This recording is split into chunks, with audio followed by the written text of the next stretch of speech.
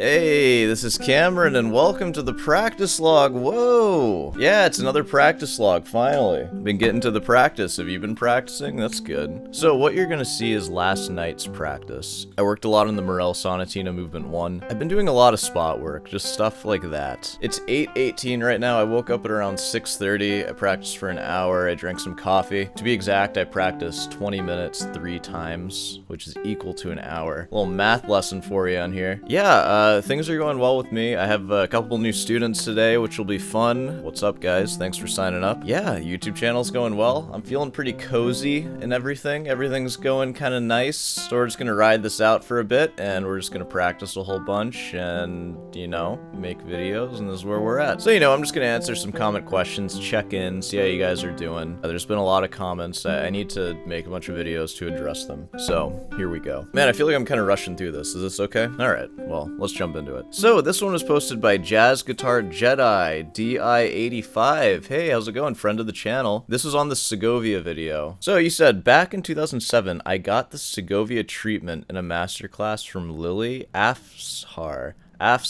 one of his last students. She spent maybe 5 minutes ranting that I have no right to play guitar ever again. Well, you know, she was one of Segovia's students, so I hope that maybe you, no, I'm not even gonna joke about that. Yeah, that's like a pretty ridiculous thing to say to someone. I'm gonna keep going, just because I don't want to go too far before reading the whole thing. My teacher told me, though, that I did well and not to take it personally. That was the day I realized I was not fit for academia and classical guitar. I devoted myself to jazz after that as a primary study goal where we could at least defend ourselves. Isn't that just a tragedy? We lost another one. We lost him to the jazz.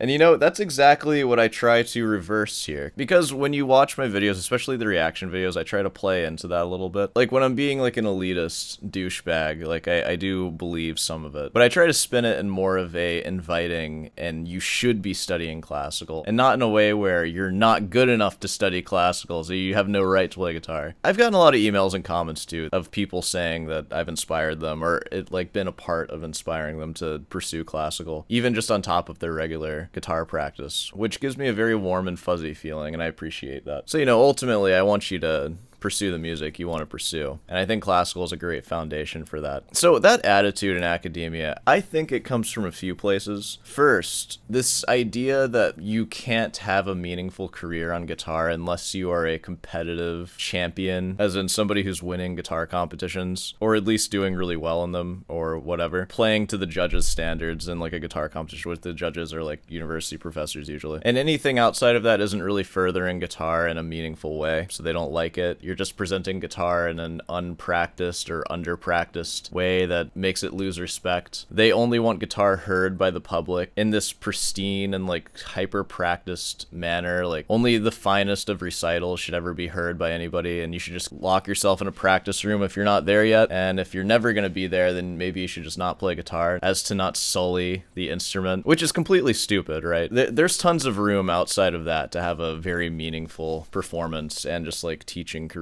on guitar. And even a lot of my goals have nothing to do with even doing stuff like that. Like, of course, I want to be a high-level performer at some point in my life, and that's why I'm getting a master's degree. That's why I'm taking lessons with Brandon, because I want to get really, really good. Because I think I have the potential to get there, personally. I mean, you be the judge of that. You'll hear my Morel Sonatina Movement 1. But I think I can get there. Like, give me 10 years, and that's not even that bad. I'll be 36 in 10 years, and then I get to live another 40 years of being a super high-level guitarist. That's a fine trade-off for me. I think I can get there is my point. There's tons of stuff outside of that are also career goals. For example, I learn all this music partially to be a better guitar composer. That has nothing to do with academia. I'm not a composition major, but I do love composing music. I don't really talk about it that much on here, and I haven't composed in a while, but I go through phases where I compose a lot and then I don't compose a lot and I learn a lot of new music, and I find that it seeps into my composition and playing as I learn new music, and I purposely pick music that I like the sound of and the structure, and I want to study it to sort of emulate it. That has nothing to do with academia. That is something that is purely in my heart and has always been there since I was a kid. If I were in a master class and somebody said I have no right to play guitar because I played a piece in a way that they didn't like, perhaps I have no right to play guitar for you in this master class here, I understand that, but when I go home, should I just deny myself my dreams because you don't think that I'm good for guitar? I'm sure there's tons of professors or just academics and even performers that would hate the idea of this channel. They would think it's a mockery of guitar and showing unfinished work, which is tainting my career in a sense. I feel, in a lot of people's opinion, what I should do is just spend all this time practicing and then finally only presenting myself to the public once everything is at a certain professional level. Which, there's something to that. It's cool to do that. I don't think it's my path though. My path is I like sharing, so I'm a sharer. So I'm gonna give you the whole story. And there's a lot of value in that I think people miss out on when you don't share that. It's like going through a giant weight loss journey and never taking pictures until you're finally at your goal. You kind of forget where you came from, you know? It's good to make memories along the way. It's part of your life. That's the first reason, if you can extract any sort of like meaning out of what I just said there. The second reason, I think there's this whole idea in guitar, especially if we're comparing classical and jazz. Classical is this hundreds of years tradition that the guitar really wasn't a part of in a meaningful way until recently. And that's unique to classical because jazz emerged as this like popular, it wasn't academic until later on. And guitar was just another instrument that you play in it, just like trumpet, just like saxophone. They were all sort of equal. Nobody looks at a jazz guitarist versus a jazz pianist or jazz trumpet and thinks anything. They're all the same and they all play together in ensemble and they're all equal. But in classical, you have orchestras, you have choirs. So all the band players, they sort of commune. All the choir people, they commune and they play with each other. And this is like standard in any music school, right? And then there's also the piano program. Piano, though it's separate from the choir and the orchestra, they're vital, right? Because they're the accompanists. Every single band person and orchestral person needs piano accompaniment for their recitals, like for the most part. So they're separate, but they're still integrated into band and orchestra and choir or whatever. Guitar, we're just like these loner emo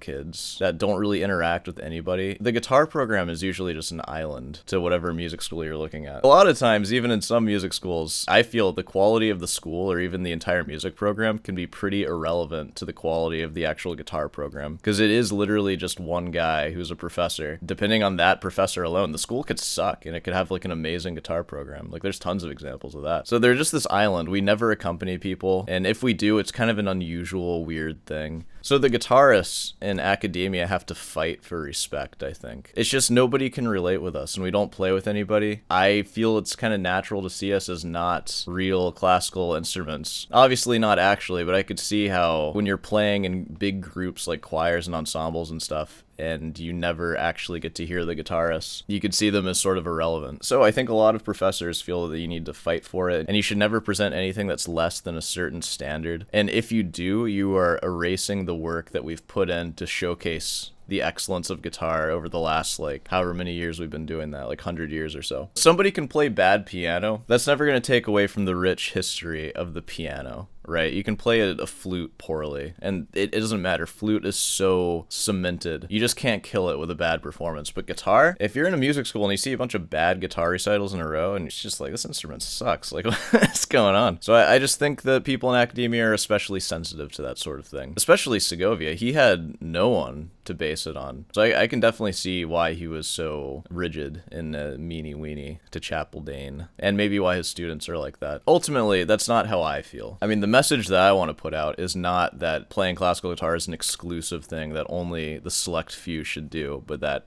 it is a normal thing that everybody should study, and you'll be better for studying it. Even if you're not going to be a great competitive guitarist, that doesn't matter. It's going to help you with just playing other stuff. And also, classical music is fun, and it has a lot of substance, and it's fun. There's a lot of stuff going on. All right, I think I'm going to wrap it up here because I have some practicing to do, and you're going to hear me play Morel Sonatina Movement 1 now. So, and then I'll talk about it a bit, and we'll see where that's at. So, I'll see you there.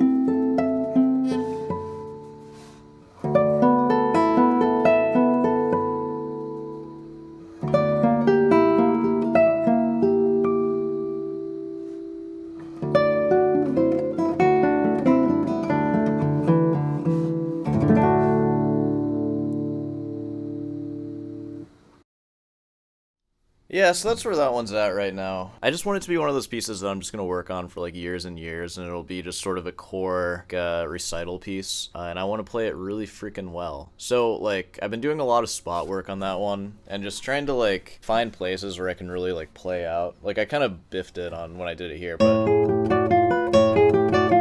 I've been really enjoying playing that like really loud.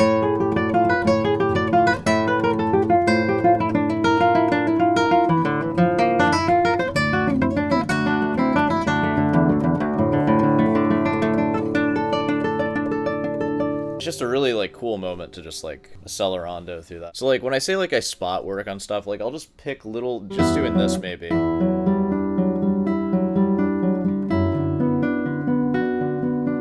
Like how beautiful can I make that, and how different can I do it, you know?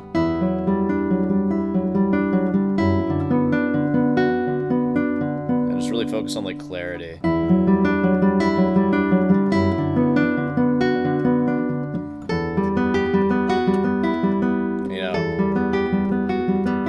Just like repeating stuff. It not because I'm not like playing it decently, but just to sort of experiment with different ways of playing it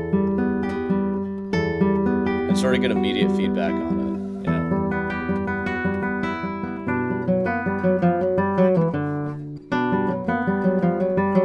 And it's also a nice way to do that. Like, it sort of breaks up the phrase in my head. Because before, I think I would memorize, like, 16 bars at a time or something like that. And, like, I couldn't start in the middle. But you can see how it's helpful to know each one of these things is separate.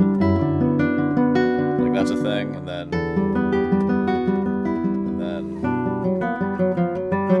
So I'm just working on little spot stuff like that. And then, of course, I'm working on new music, too. I'm working on the Adagio for Brandon. I still need to put in my time with that today. I already have, like, a version of it memorized, though. So I'm mainly just going through the harmony. And I already have, like, all the counting worked out and stuff. And then I'm also doing the Baroque ornament stuff. Yeah, anything else other than that? I'm sure I talked to you plenty in the chair. So, you know, we can probably just wrap it up here. Well, I'm going to do an outro for you. Because, you know, gotta give you that. But I am not done practicing today. I'll see you in the outro. Hey, well, you know, if you made it this far, be sure to subscribe and leave a like. And of course, hey, want some guitar lessons? I'll teach you how to play guitar. Email in the description for that. Slots are filling up, but I do bi-weekly and weekly hour sessions. So, you know, if you want to snag the last few of those that are available, I'm sure I can make some room in my schedule for you. Of course, I have merch. Head on down over to Rootin's Delight. Pick yourself up some honest merch. And what else we got?